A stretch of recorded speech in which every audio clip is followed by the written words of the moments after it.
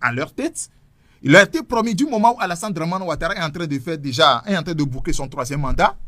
On lui a promis d'être président contre vents et marées. C'est-à-dire, même si les Ivoiriens n'en voulaient pas, mais la France va faire tout pour que Téné Ibrahima soit président après son grand frère.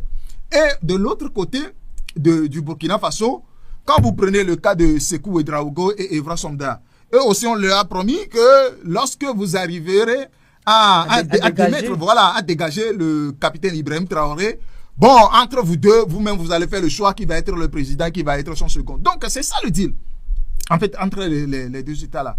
Donc à un moment donné, la France s'est rendue compte que les milliards qu'elle a investis dans cette affaire est tombé à l'eau.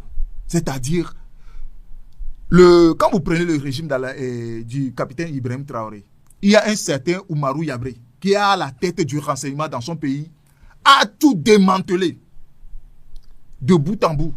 Donc, arrivé à un moment, la France n'a plus le choix de retourner ses armes contre le Burkina Faso. Non, pas contre le Burkina Faso, contre la Côte d'Ivoire. Okay.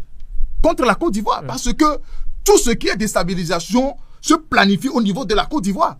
Du moment où ils n'ont pas pu arriver à démettre ce monsieur depuis le Burkina Faso, maintenant la France a retourné ses armes contre ces dirigeants-là en fait montant au créneau un certain Bougie et Boguel. Voilà, c'est le tandem. Donc, c'est les deux personnes-là que la France a fait monter pour menacer directement le régime d'Alassane Dramane Ouattara.